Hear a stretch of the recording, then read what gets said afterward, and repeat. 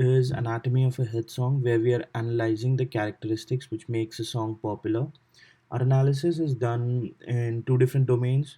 For the first one, we are comparing the biggest hits right from the year 1960 all the way up to 2015. Our second comparison involves taking a popular artist and showing his most popular track and his biggest flop. So we're using this D3 slider to move across time. One very important thing that I would like to highlight, and that was advised to us during the preliminary report, was that whenever a year is selected, we should not only show that year's graph on the screen. Because when you, let's say, coming from 1991 to 2010, when you're seeing the graph of 2010, you probably would have forgotten what is happening in 1991 or 1999. So giving this 10-year plot, there are 10 plots here till 2004, let's say from 95 to 2004, when we've selected 2000, gives you an entire temporal relationship of how the popular tracks have changed in a decade. And I think this is important to do any kind of analysis, because doing making interpretation standalone is going to lead to some kind of an error. So valence is a very interesting study. Valence refers to the amount of positiveness a song has, and you can see that the songs in the 90s usually had a lot more positivity about them as the songs today, and that is kind of expected. Songs in the 70s, the 80s, and the 90s talked about love. They talked about family. A lot of recent songs are criticizing the government, highlighting social issues, which is really good. But that is one of the reasons why their valence is on the lower side. Liveness is on the rise. More and more songs are getting recorded in a live setting. People are listening to them and are enjoying that particular version. So if we go back in time to, let's say, 968, and see, the charts look very different from what it did in the late 2000s. There's not a lot of songs which are peaking on liveness. A few of them have energy, and these would be some of the famous Beatles rock and roll, some Zeppelin rock and roll tracks, which became the most popular in the late 60s or in the early 60s.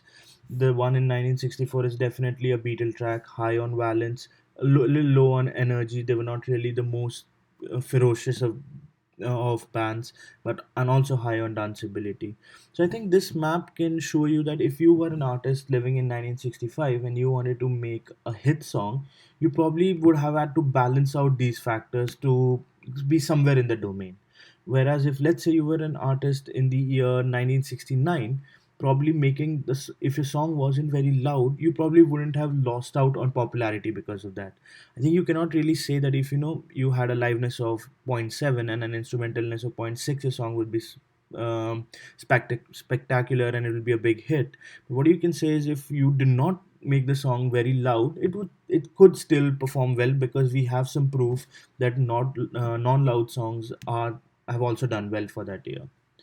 Our second comparison involves studying artists. So let's say this is a plot for Led Zeppelin, and as you can see, their most popular track, which is shown in turquoise, is slightly low on danceability, has a lot of instrumentalness, because Zeppelin is really famous for their drumming, for their guitaring, and this makes no surprise why a song with slightly high instrumentalness would be more popular. Instrumentalness is also a metric which does not have really high values, and hence a value of around zero point 0.1 or zero point 0.2 is actually a lot. And we can just see something similar for Floyd. Floyd is more popular when they have more positive nature in their songs, and that's kind of correct, because they are famous for their psychedelic lyrics rather than for the sheer energy or for their danceability. Taylor Swift is a very different example, someone who prides on danceability and on energy, and you can see her most popular song is the one which is very high on danceability.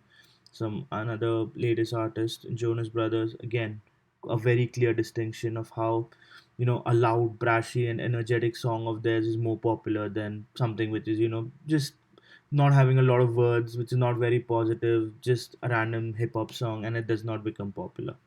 And similarly, we can compare these other artists.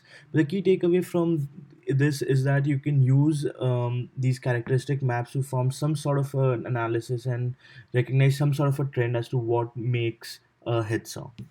Thank you.